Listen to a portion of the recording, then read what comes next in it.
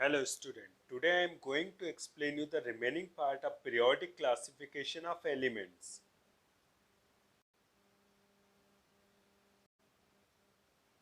Mendeleev's periodic table.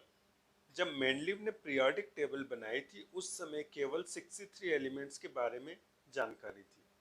उन्होंने elements को उनके एटॉमिक मासेस के बढ़ते हुए आधार पर बढ़ते हुए क्रम में इंक्रीजिंग ऑर्डर पर अरेंज किया था हॉरिजॉन्टल रो में।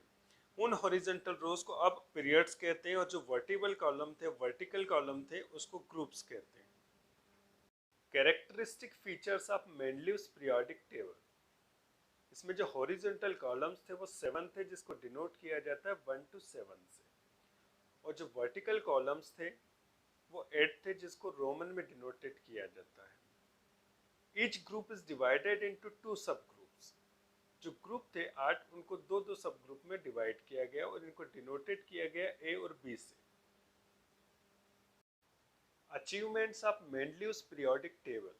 अब मेंडलीव ने जो पीरियोडिक टेबल बनाई थी उसमें क्या क्या उनको उपलब्धियां मिली थी। तो पहला है सिस्टमेटिक स्टडी ऑफ एलिमेंट्स। उन्होंने जो एलिमेंट्स को अरेंज किया था वो एटॉमिक मासेस के इंक्रीजिंग ऑर्डर पे किया था, जिसके कारण एलिमेंट की जो स्टडी हो जाती है वो इजी हो जाती है। जब उन्होंने पीरियोडिक टेबल बनाई थी तो उनके माइंड में केवल दो बातें थी, increasing atomic masses and grouping of similar element together. सबसे पहली बात थी कि जो एलिमेंट्स को अरेंज किया था उनने वो एटॉमिक मासेस के इंक्रीजिंग के बेस पे किया था, और सेकंड क्या था कि जितने भी एलिमेंट्स जो सिमिलर हैं उनको एक साथ रखा जाए। Second, correction of doubtful atomic masses. उन्होंने जब मेंडलिक की पीरियोडिक टेबल बना दी तो उसके बाद उन्होंने एलिमेंट्स को अरेंज कर दिया था, और अरेंज करने के बाद देखा था कि जो एलिमेंट्स जिनके एटॉमिक मासेस डाउटफुल है उनको करेक्ट किया जा सकता है according to periodic table. Third one, prediction of new element and their properties.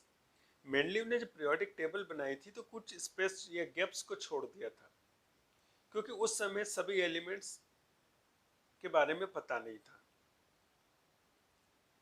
तो जो गैप थी उसमें आने वाले जो न्यू एलिमेंट्स थे उसके लिए छोड़ी गई थी, जिसके इस मेंडलिक पीरियोडिक टेबल के आधार पर ये प्रिडिक्शन किया जा सकता है कि आने वाला जो एलिमेंट्स होगा, न्यू एलिमेंट्स होगा, उसकी प्रॉपर्टीज कैसी होगी और वो आने वाला एलिमेंट्स कैसा होगा। Position of noble gases. The noble gases like the helium, neon, argon, krypton, xenon, radon were not known when the Mendeleev gave his periodic table. जब मेंडलीव ने पीरियोडिक टेबल दी थी उस समय नोबल गैसेस के बारे में कोई जानकारी नहीं थी। These gases discovered much later because they are very inert and are present in extremely low concentration in our atmosphere. ये जो नोबल गैसेस थी इनकी डिस्कवरी बहुत बाद में हो गई थी, क्योंकि ये जो गैसेस होती इनर्ट होती है और एटमॉस्फेयर के अंदर बहुत लो कॉन्सेंट्रेशन में पाई जाती थी। They could be place in a new group called zero group. इस कारण उन्होंने इसको नया ग्रुप दिया था जिसको जीरो ग्रुप नाम दिया था। Limitation of Mendeleev's classification of elements और पीरियोडिक टेबल। पीरियोडिक टेबल्स की कुछ लिमिटेशन थी। First one, anomalous position of hydrogen. जो हाइड्रोजन की पोजीशन पीरियोडिक टेबल में थी वो प्रॉपर नहीं थी, क्योंकि हाइड्रोजन क्या है, गैस है। Hydrogen has one electron in its only shell. तो हाइड्रोजन का जो एटॉमिक नंबर होता है वो 1 होता है, क्योंकि इसके शेल में कितने इलेक्ट्रॉन होते हैं, एक इलेक्ट्रॉन होता है, जो कहाँ पाया जाता है, के शेल में पाया जाता है।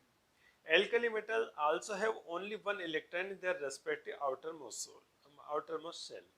एल्कली जो मेटल्स होती है उनके जो आउटर मोस्ट शेल होता है उसमें भी केवल एक इलेक्ट्रॉन होता है।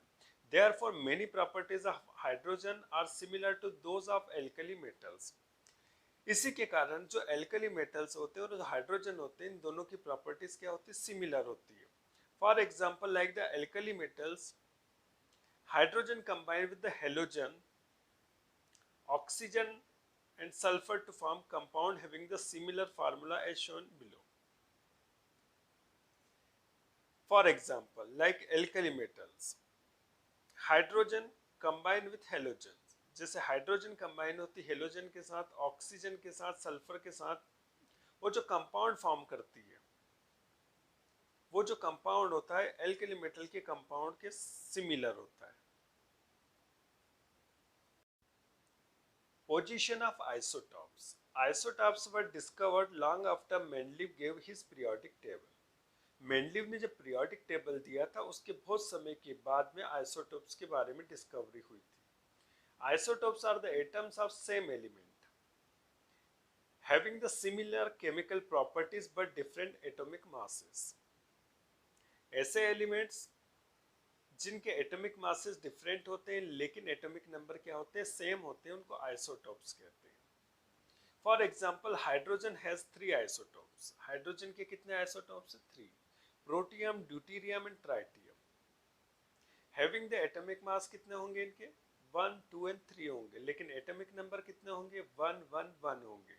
मतलब इन सभी के एटॉमिक नंबर सेम है लेकिन एटॉमिक मास क्या है? डिफरेंट है। तो इन सभी को क्या कहेंगे? आइसोटोप्स कहेंगे।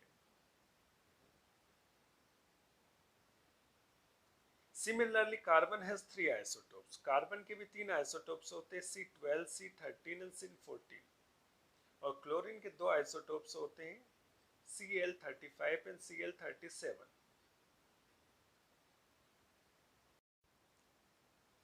Anomalous position of some pairs of elements.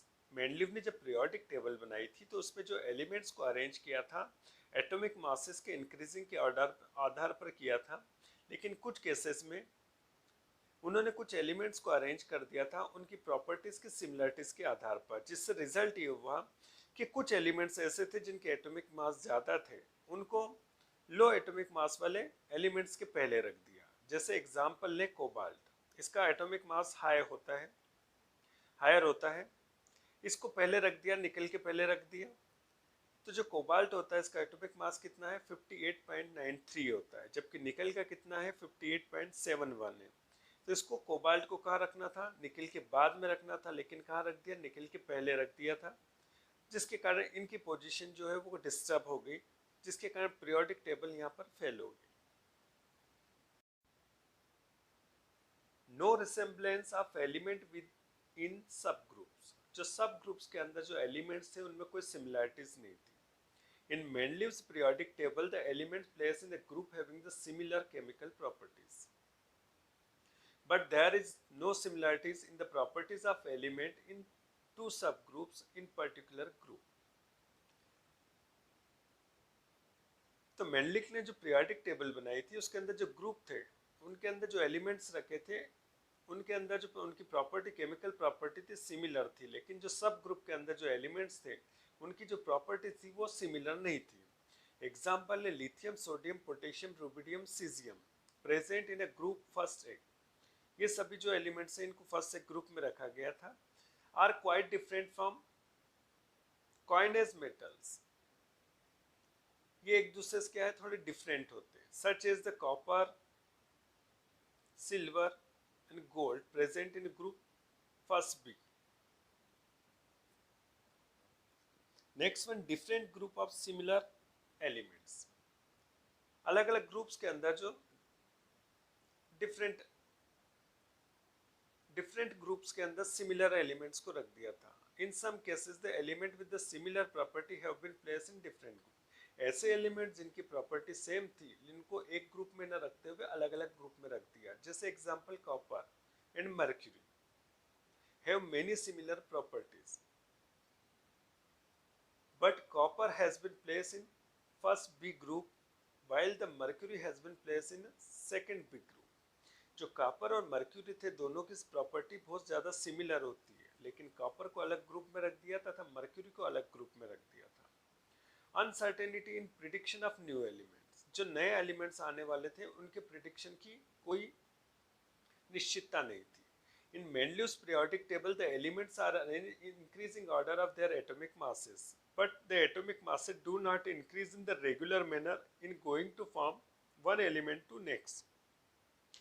Mendeleev ने जो पीरियोडिक टेबल बनाई थी उसके अंदर जो एलिमेंट्स को अरेंज किया था वो एटॉमिक मासेस के इंक्रीजिंग पे बेस्ड था, लेकिन कुछ समय के बाद ये देखा गया कि एक एलिमेंट्स के बाद में जो दूसरा एलिमेंट्स आता है उसके एटॉमिक मास में कोई इंक्रीमेंट नहीं होता है। The difference in atomic mass between two successive element in small among the lighter element but large among the heavier element, जिसके कारण क्या था कि कुछ एलिमेंट्स अगर भारी हैं, हैवी हैं, तो उनके बीच में कुछ लाइटर एलिमेंट्स भी आ चुके थे, जिसके कारण it is not possible to predict any many new elements could be discovered between the two known elements among the heavier elements, जिसके कारण क्या हुआ कि आने वाले जो न्यू एलिमेंट्स थे उनकी डिस्कवरी करना, उनको प्रिडिक्शन करना बहुत कठिन हो गया था, क्योंकि दो हेवियर एलिमेंट्स के बीच में जो एलिमेंट्स आएगा